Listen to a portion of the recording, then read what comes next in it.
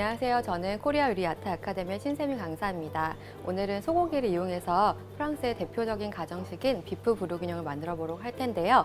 보통 프랑스 요리하면 비싼 레스토랑을 가거나 아니면 어렵다고 느끼시는 분들이 많은데 오늘 시중에서 쉽게 구하실 수 있는 재료로 쉽게 집에서 만드실 수 있는 방법을 알려드리도록 하겠습니다.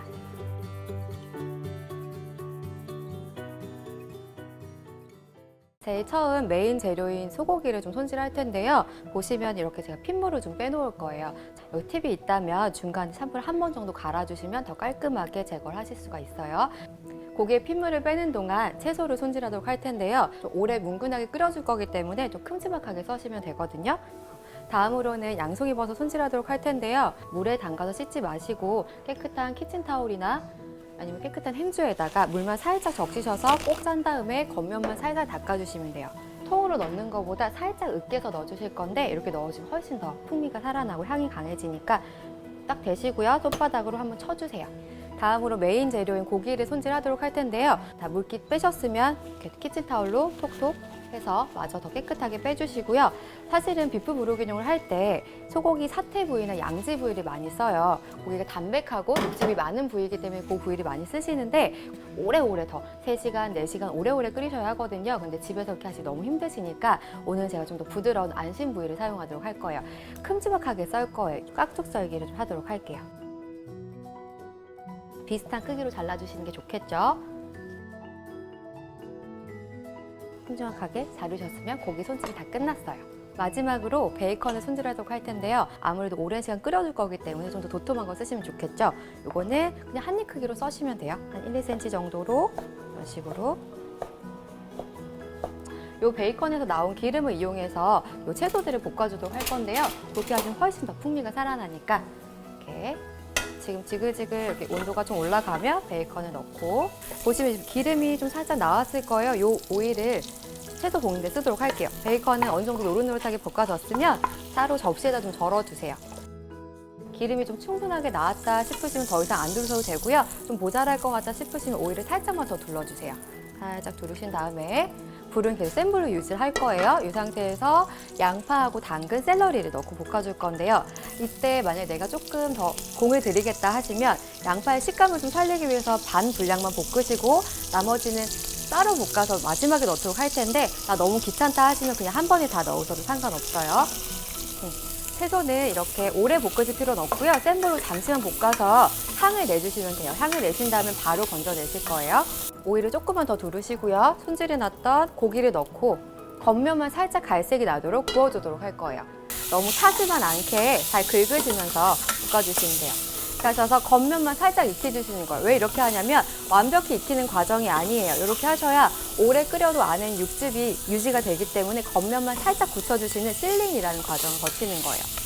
겉의 색깔만 변하면 바로 여기다가 미리 볶아놓았던 나머지 재료들을 넣고 섞어줄게요. 다음에 들어갈 재료들을 넣을 건데 가장 중요한 버터를 넣어주실 거예요. 레시피에 있는 무염 버터 어렵게 생각하실 거 없고요. 일반적으로 마트 가서 사시는 것 대부분이 다 무염 버터고요. 간이 배있지 않은 버터란 뜻이에요. 한 큰술 정도만 넣을게요.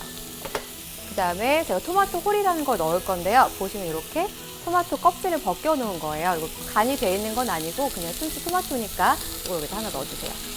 그다음에 농도를 좀 내주기 위해서 밀가루를 좀 넣어줄 거예요. 밀가루는 버터랑 동량이고요. 한 큰술 정도만 넣도록 할 테고 종류는 크게 상관없어요. 집에 있는 거 아무거나 넣으셔도 돼요. 한 큰술 넣으시고 그다음에 아까 우리 찌어놨던 마늘도 같이 넣도록 할게요. 그래서 보통 소스 끓이실 때 많이들 쓰시는 월계수잎이라는 애를 쓸 건데요. 얘는 고기의 잡내도 잡아주고 향도 주는데 얘는 만약에 내가 집에 없다 하시면 생략하셔도 괜찮아요. 넣고 같이 볶아주세요. 이렇게 달달 볶으신 다음에 어느 정도 볶으다 보면 좀 끈적한 느낌이 나실 거예요. 어느 정도 끈적한 느낌이 나면 와인을 넣어주도록 할 거예요. 와인은 레드와인 아무거나 쓰셔도 되는데요. 단 주의하실 점은 단맛이 나는 디저트 와인 같은 거는 좀 피해주시는 게 좋아요. 넣으실 때는 불을 센 불로 계속 유지하시고요. 알코올을 날려줘야 하기 때문에 셀 때 알코올을 넣어주세요. 넣은 다음에 제가 아까 말씀드렸던 디글레이징을 하기 위해서 바닥까지 긁으면서 혹시나 달라붙어 있는 고기나 이런 것들 좀 떼주면서 같이 섞어주도록 할게요. 이렇게 해서 잠시만 끓이시면 와인 안에 들어있는 알코올은 날아가면서 고기 잡내도 같이 잡고 날아가 주거든요. 그런 다음에 와인 풍미만 남게 돼요. 와인을 넣고 알코올이 어느 정도 날아갔으면 불을 줄이실 건데 그 전에 이걸 쓸 거예요. 이건 뭐냐면 치킨스타 큐브예요. 육수를 이렇게 응집해 놓은 거로 생각하시면 되는데 육수 끓이기 힘드시니까 이걸 넣으시면 되는데요. 혹시 여기 없으시면 그냥 생략하셔도 괜찮고요. 대신 여기는 간이 좀 되어 있어요. 그래서 안 쓰실 경우에는 소금 간을 마지막에 조금 더 봐주시면 될 것 같아요. 이제 끓일 때 넣으시고 알아서 녹을 거니까 한 번 더 저어주도록 할게요. 저으신 다음에 한번 끓어오르면 약불로 줄이시고요. 뚜껑 덮으셔서 짧게는 30분에서 길게는 1시간 정도만 뭉근하게 끓여주시면 돼요.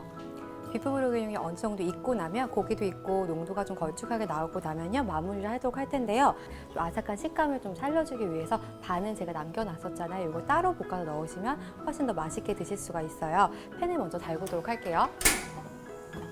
이것도 마찬가지로 센 불로 살짝만 볶아주시면 되기 때문에 강불로 먼저 달구시고 오일을 살짝만 둘러주세요. 이렇게 어느 정도 살짝 볶아지고 나면요. 이 상태에서 약불로 이 정도 농도가 나온 비프브르기뇽에 넣고 섞어주도록 할 거거든요.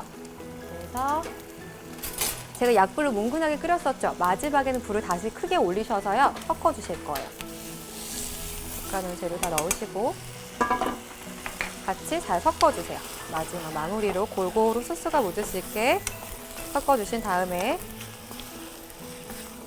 마지막에 남은 한 큰술 버터를 더 넣어줄 건데요. 주의하실 점은 이때 바글바글 끓을 때 넣지 마시고요. 불을 끄신 상태에서 여열로만 부드럽게 버터를 녹여주실 거예요. 이걸 몽테한다고 해서 부드러운 소스의 농도를 맞춰주는 역할을 하는 거니까 넣고 여열이 있는 상태에서 잘 섞어주세요.